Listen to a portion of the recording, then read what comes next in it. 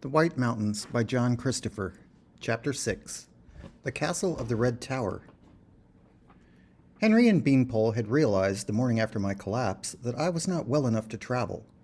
They could, of course, have left me and gone on themselves. Failing that, they had a choice either of dragging me farther away from the farmhouse or of staying in the hut and hoping not to be observed.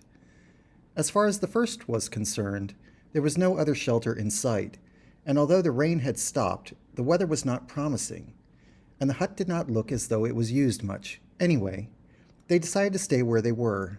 In the early morning, they crept out and got more plums and cherries and returned to the hut to eat them. The men with the dog came an hour or two later. They were never sure whether this was by accident, whether they had been seen earlier and their return to the hut marked, or whether Beanpole had left signs of his entry into the dairy, and, with the cheese missing, the men were making a routine check of the outbuildings. What mattered was that the men were at the door, and a dog with them, an ugly brute, standing as high as a small donkey, its teeth bared in a snarl. There was nothing they could do but surrender. Beanpole had previously worked out an emergency plan for a situation such as this, to get over the difficulty that neither I nor Henry spoke his language. We were to be cousins of his, and both deaf mutes. We were to say nothing and pretend we could hear nothing. This is what happened, simply enough, as far as I was concerned, since I was unconscious. It had been Beanpole's idea that this would allay suspicion, so that even if they kept us prisoner, they would not put too strong a guard on us, giving us a better chance of escaping when opportunity offered. I do not know if it would have worked.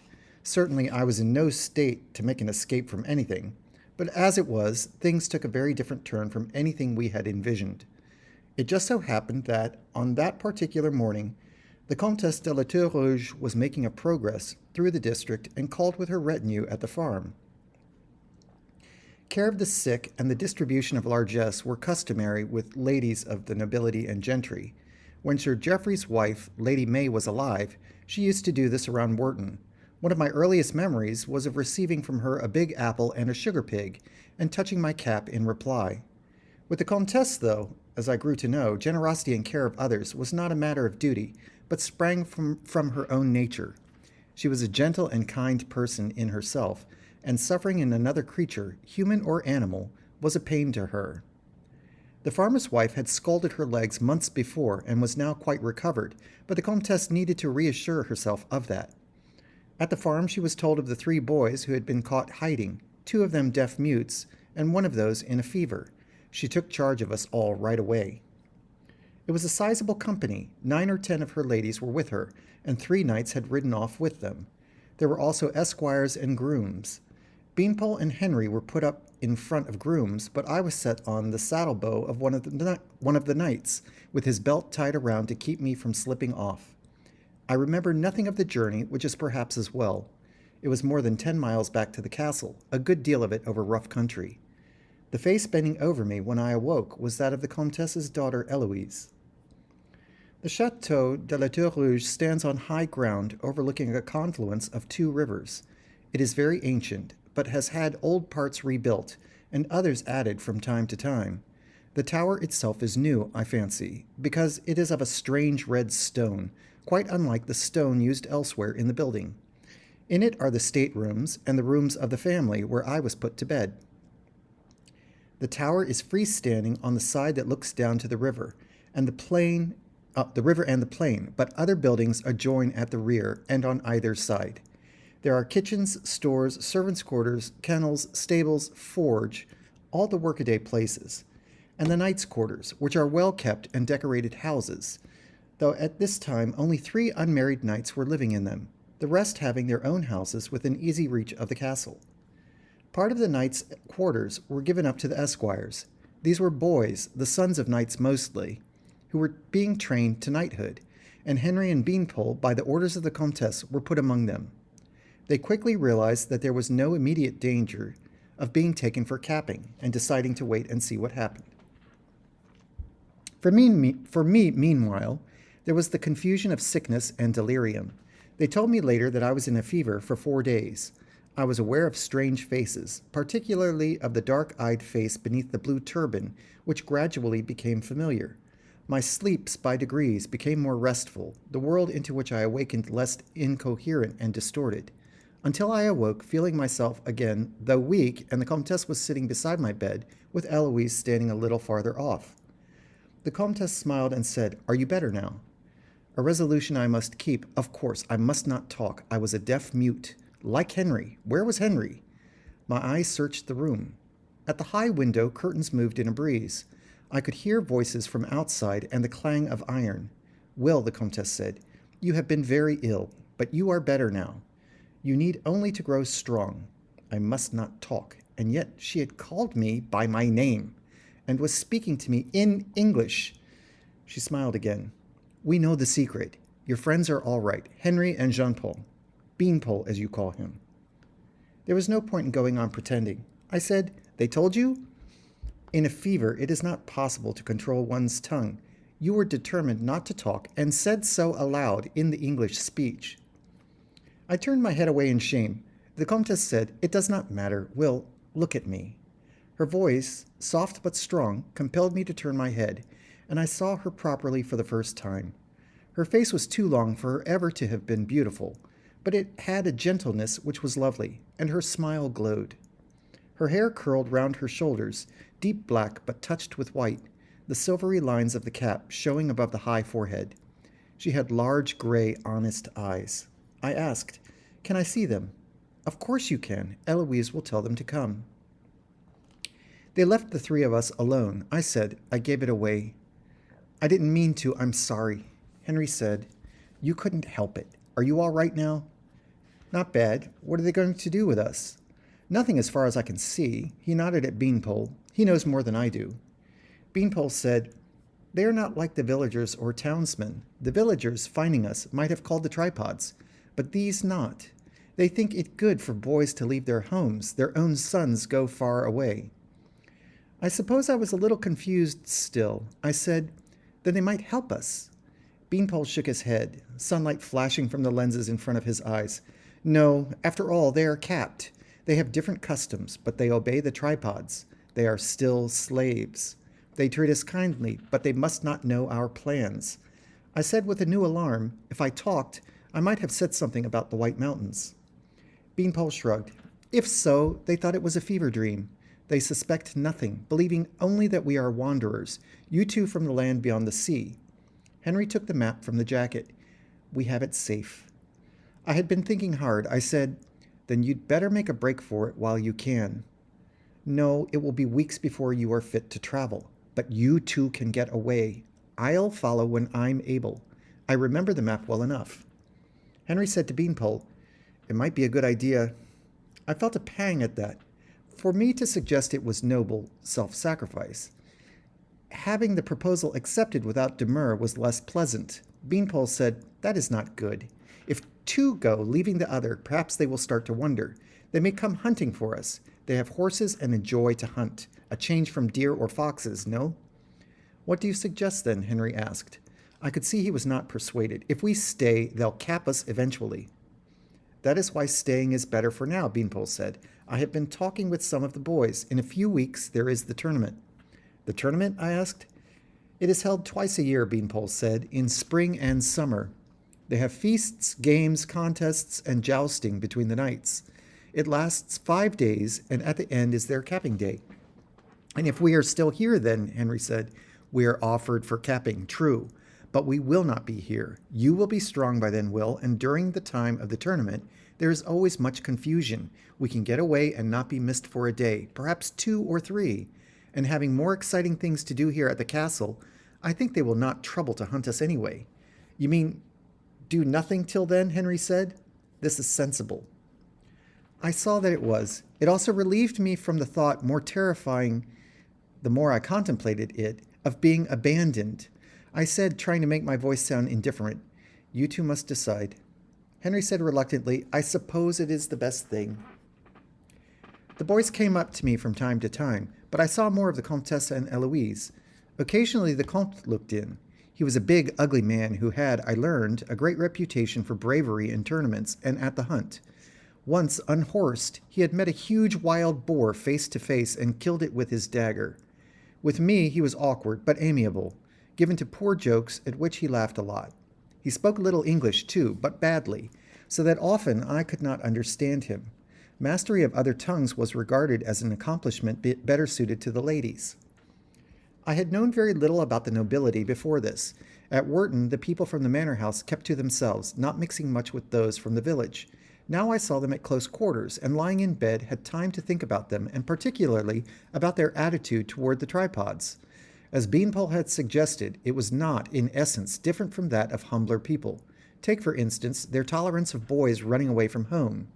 This would not have been the case with villagers, either here or at Wharton, but that was because their lives were of another pattern, whereas the sea captains at Rumney took to the notion well enough. To the nobility, it was right that ladies should be gracious and accomplished in certain things, and that men should be brave. There were no wars, as there had once been, but there were a number of ways in which courage could be shown, and a boy who ran away from his humdrum life, even though not noble, in their view displayed spirit. The bitter thing was that all the spirit, all the gallantry, was wasted. For even more than their inferiors, they accepted and looked forward to being capped. It was a part of becoming a knight, or of turning from girl to lady. Thinking of this, I saw how good things could be meaningless in isolation. What value did courage have without a free and challenging mind to direct it? Eloise taught me how to speak their language. It was easier than I expected. We had plenty of time at our disposal, and she was a patient teacher. Pronouncing the words gave me the most difficulty. I had to learn to make sounds in my nose, and sometimes despaired of getting them right. Beanpole's real name, I learned, was not Jean-Paul, but Jean-Paul. Even those simple syllables took some mastering. I was allowed up after a few days. My old clothes had disappeared, and I was given new ones. These consisted of sandals, undergarments, and a pair of shorts, and a shirt, but were of much finer material than I had been used to, and were more colorful. The shorts were a creamy color, and the shirt, on that first day, was dark red. I found to my surprise that they were taken away each night for laundering and replaced by fresh clothing. Eloise and I wandered about the rooms and grounds of the castle contentedly. At home I had not mixed much with girls, and had been ill at ease when I could not avoid their company, but with her I felt no strain or awkwardness. Her English, like her mother's, was very good, but soon she insisted on speaking to me in her own tongue. By this means I picked up things quickly. She would point to the window, and I would say la fenêtre, or beyond, and I would say le ciel. I was still supposed not to be well enough to join the other boys. If I had made a fuss, I imagine I might have been permitted to do so, but I accepted the situation readily enough. To be docile at the moment improved our chance of escaping later, and it seemed ungenerous to rebuff Eloise's kindness.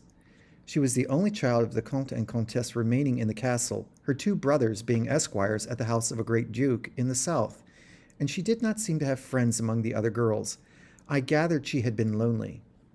There was another reason, too. It still rankled that Henry should have displaced me with Beanpole, and when I ran into them I had an impression of a companionship, a complicity, which I did not share. Their life, of course, was quite different from mine. It is even possible they were a little jealous of the cosseting I was getting. What was certain was that we had little to talk about as far as our present existences were concerned, and could not, for safety, discuss the more important enterprise which we did have in common. So I willingly turned from them to Eloise. She had, like her mother, a soothing gentleness. Like her, she had a deep feeling for all living creatures, from the people about her to the hens that scratched in the dust outside the servants' quarters. Her smile was her mother's, but that was the only real physical likeness, for Eloise was pretty, not only when she smiled, but in the stillness of her pose. She had a small oval face with an ivory skin that could flush a strange delicate color, and deep brown eyes. I wondered about the color of her hair. She always wore the same turban-like cap covering her head completely. One day I asked her about it. I put the question in my halting French, and either she did not understand me or affected not to, so I asked her bluntly in English. She said something then, but in her own language, and too fast for me to grasp the meaning. We were standing in the small triangular garden formed by the castle's prow where it jutted out toward the river. There was no one else in sight, no sound except from the birds and some of the esquires shouting as they rode across the tilt yard behind us. I was irritated by her evasiveness, and I made a grab, half playful, half annoyed at the turban. It came away at my touch, and Eloise stood before me, her head covered by a short dark fuzz of hair and by the silver mesh of the cap. It was a possibility that had not occurred to me. Being fairly small of stature, I had a habit of assuming that anyone older than myself must be taller, and she was an inch or two shorter than I. Her features, too, were small and delicate. I stared at her dumbfounded, blushing, as she was, but fiery red rather than the faint flush of rose.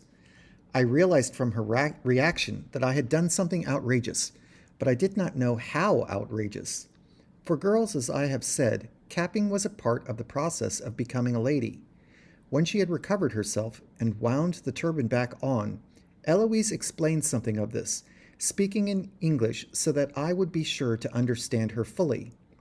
Here girls wore turbans for the ceremony and were returned by the tripods still wearing them.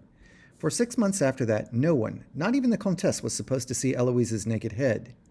At the end of that time, a special ball would be held in her honor, and there, for the first time since the capping, she would show herself. And I had torn the turban from her as I would have pulled off a boy's cap, fooling about in school. She spoke not in anger or reproach, but patiently. She felt a great shame that I had seen her head, but her real concern was for what might have happened to me if the incident had been seen by others. A severe flogging would have been the first, but probably not the last of my punishments. It was said that a man had been killed once for such an offense. My feelings as I listened were mixed. There was some gratitude for her wanting to protect me, but resentment too at being judged, even gently, by a code of conduct which meant nothing to me. At Wharton, the girls, like the boys, had come back bareheaded from capping.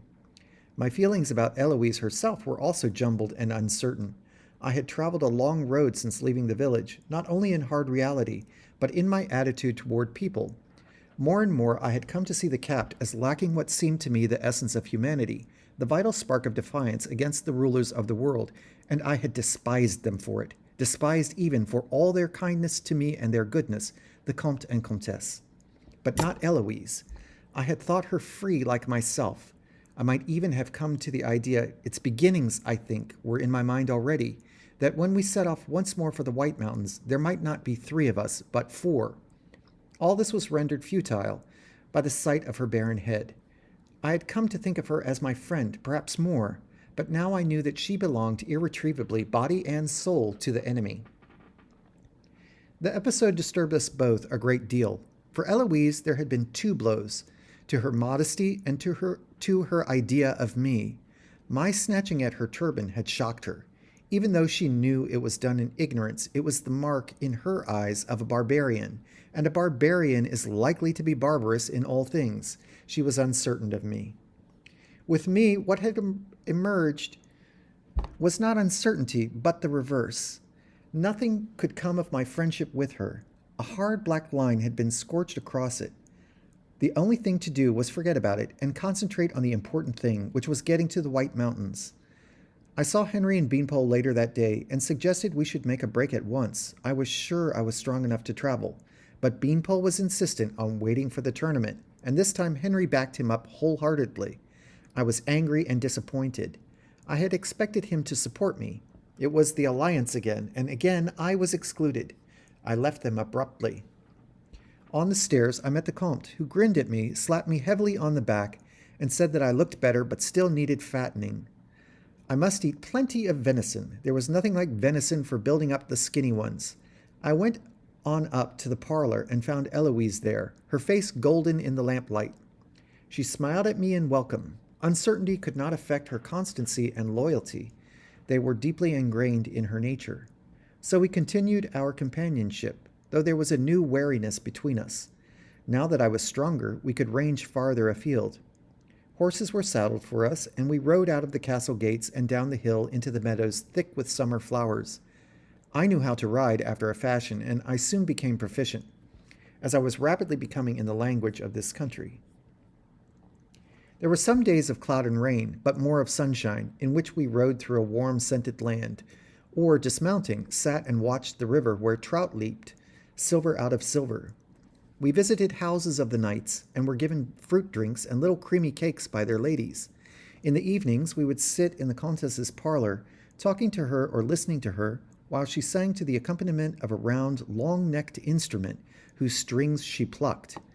Often, while we were there, the Comte would come in and stay with us for once quiet.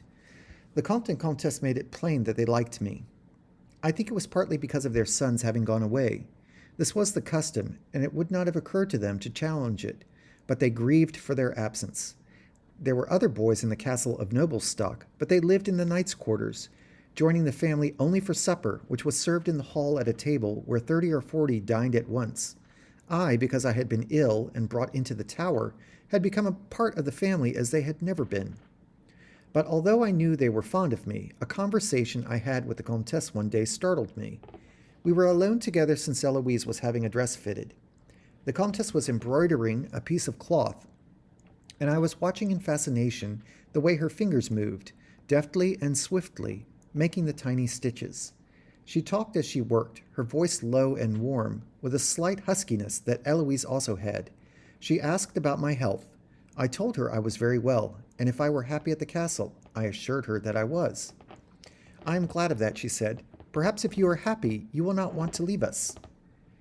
It had been taken for granted that the three of us would be presented at the capping day following the tournament. The assumption had been that after that, the restlessness of our boyhood having departed, we would return to our homes to take up the life that was expected of us as adults. It puzzled me to hear the Comtesse speak of my not wanting to leave. She went on, "Your friends, I think, would wish to go. Room could be found for them as servants, but I feel they would be happier in their own villages. For you, though, it is different." I looked from her hands to her face.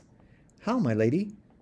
"You are not noble, but nobility can be granted. It lies in the gift of the king, and the king is my cousin." She smiled. "You did not know that? He owes me a debt for a whipping I saved him when he was an uncapped boy like you. There will be no difficulty about this, Guillaume." Guillaume was their way of saying my name. She had told me that, but she had never used it to address me before. My head spinning a little. Even though I had grown used to the castle and the life that was lived here, it still did not seem entirely real to me. And this talk of kings, there was a king in England, too, who lived somewhere in the north. I had never seen him, nor ever expected to. She was telling me that I could stay, and that she wanted me to stay, not as a servant, but as a knight. I could have servants of my own, and horses and armor made for me, so that I could ride in the tournaments, and a place in the family of the Comte de la Tour Rouge. I looked at her and knew that she was quite in earnest. I did not know what to say. The Comtesse smiled and said, "We can talk of this again, Guillaume. There is no hurry." It is not easy to write about what followed. My reaction to what the Comtesse had said was of being flattered, but not impressed. Was I to abandon my hopes of freedom, surrender the mastery of my mind for the sake of wearing jeweled leather and having other men touch their caps to me? The notion was absurd. Whatever privileges I was given, I would still be a sheep among sheep. In the morning, though, waking early, I thought of it again. I rejected it again, too, firmly, but less quickly, and with a feeling of being virtuous in doing so. To accept would be to let down the others, Henry and Beanpole, the vagrant Ozymandias, Captain Curtis, all the free men in the White Mountains. I would not do that. Nothing would tempt me to it. The insidious thing was that temptation should have entered into it at all. From the moment the idea ceased to be unthinkable, I could not let it alone. Of course, I was not going to do it, but if... My mind ran on the possibilities, despite myself. I had already learned enough of the language to be able to talk, though in an accent they smiled at with others in the castle. There was, it seemed, so much to look forward to. After the tournament, there would be the harvest feast, and then the hunting. They spoke of riding out on sharp mornings in fall, with frost making the grass crackle around the horses' legs, or the hounds baying along the hillside, the chase and the kill, the jogging home to blazing fires, and meat carved from the spit turning in the great hearth of the dining hall. And later the Christmas feast, lasting 12 days, when the jugglers and singers and strolling players came, then the spring and hawking, loosing the falcon to wheel up into the empty blue and plunge down out of it like a bolt on her prey. And so summer, and the tournaments again, filling out the year. During this time, too, my attitude toward the people around me was changing. In Wharton, the division between boy and man was drawn more sharply than here. All adults here, even my parents, had been strangers. I had respected them, admired or feared them, even loved them, but I had not known them as I was coming to know these at the castle, and the better I knew them, the harder it was to make a sweeping condemnation. They were capped, they accepted the tripods and all they stood for, but that did not prevent them from being, as I had seen in the Comte and Comtesse and Eloise, and now saw in others, warm-hearted, generous, and brave, and happy. For that, it increasingly seemed to me, was the crux of it. Before capping, there might be doubts and uncertainties and revulsion. Perhaps these people had known them too. When the cap was put on, the doubts vanished. How great a loss was that? Was it a loss at all? The tripods, apart from the act of capping itself, did not seem to interfere much with men. There had been the incident at sea when they had threatened to swamp the Orlon. Ships had been sunk by them, Captain Curtis had said, but how many more had been sunk by tempests or through striking rocks? Ozymandias had spoken of men working in mines underground to get metals for the tripods, of the tripods hunting men, of human beings serving them in their cities. But even if those things were true, they must happen far away. None of it touched this secure and pleasant life. Again and again, I returned to the most important consideration, loyalty to Henry and Beanpole and the others. But even that, as the days went by, proved less convincing. In an attempt to reassure myself, I began to seek the other two out, and I broached again the idea of our escaping at once, but they turned it down flatly. I had the impression that they did not much want to talk to me, and were impatient for me to leave them. I would go away resenting their coolness, but perhaps also a little glad of it. If one is seeking reasons for disloyalty, it is useful to find something one can resent. And then there was Eloise. We walked and rode and talked together, and gradually the wariness and constraint that had come between us after the incident in the garden was overlaid and buried with the daily commerce of our friendship. We were at ease again, contented with each other's company. One day I took a boat and rowed upriver to an island we had seen, and we picnicked there. It was a hot day, but cool in the long grass under the shade of the trees, and dragonflies and red and yellow butterflies danced in the air above the tumbling water. I had not spoken to her of what the Comtesse had said, but she herself mentioned it. She took it for granted that I would stay, and I felt a strange shock of pleasure at that. A future here in this rich, lovely country, in the castle with Eloise. Providing the capping was a success, I reminded myself. But why should it not be? Captain Curtis's warning belonged to the time when this language had been meaningless gibberish to me. And even though I was still far from speaking it perfectly, I understood it. Nor was I likely to become a vagrant through resisting, when there was so much to gain by acquiescence. I reminded myself of something else, of what I had thought as I lay in bed recovering from the fever, that nothing mattered, nothing was of value without a mind that challenged and inquired. The mood seemed far away, unreal. The tripods had conquered men when they were at the height of their power and magnificence, capable of building the great cities, ships as big as a village, perhaps vaster wonders still. If our ancestors, with all their strength, had failed, how pitiful was the defiance of a handful of men clinging to the slopes of barren mountains. And if there were no hopes of defeating them, what were the true alternatives? To live wretchedly like a hunted animal, suffering hardship and despair, or this life with its fullness and security and happiness?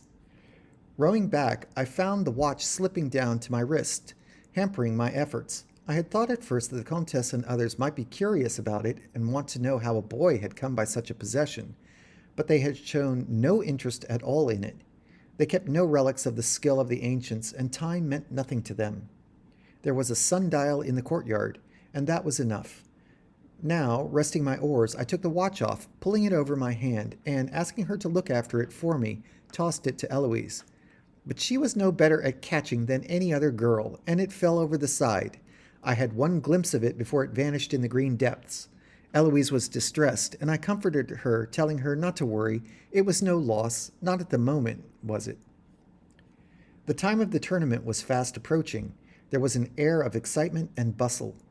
Great tents were set up in the meadows below for those who could not be housed in the castle itself. From morning till night the air rang with the sound of armorers, the tilt yard with cries as the mock jousts went on. I took a hand myself, and I found I could hit the ring tolerably well, riding with my knees. My mind still worried at the subject, the point of loyalty, for instance. Loyalty to whom? The men in the White Mountains did not even know of my existence. To Ozymandias and Captain Curtis, I had just been another boy to be sent south, one of dozens. And Henry and Beanpole, did they want me with them anyway? They did not give the impression of doing so. Would they not rather be on their own? The first morning it rained, but the sky cleared for the afternoon and the preliminary jousts took place. I saw Henry and Beanpole afterward on the trampled field where servants were picking up and clearing away the litter. The castle walls and the hard figures of the tower stood out against the setting sun. Beanpole explained. Early next morning was the time to make a break, at dawn, before the kitchen servants were awake. They had put food aside in their packs. Mine had disappeared, along with my old clothes, but it did not matter, Beanpole said. If I could not find it or anything similar, they had enough for me as well. I was to meet them below the castle gate at the appointed time. I shook my head. I'm not coming. Beanpole asked, Why, Will? Henry said nothing, but stood with a smile on his broad face that I felt I hated at this moment even more than I had at home in Wharton. His thoughts and contempt were very plain. I said, If you two go, there is a chance you will not be missed, things being confused as they are. But I will be. They will notice that I am not at breakfast and look for me. Henry said, True enough, Beanpole. The Comte is bound to miss his adopted son.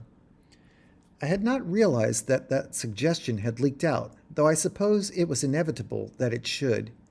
Beanpole stared at me, his eyes showing nothing behind the lenses. I said, I'll give you a day to get clear, 2 perhaps. I'll follow. I'll try to catch up with you, but don't wait for me.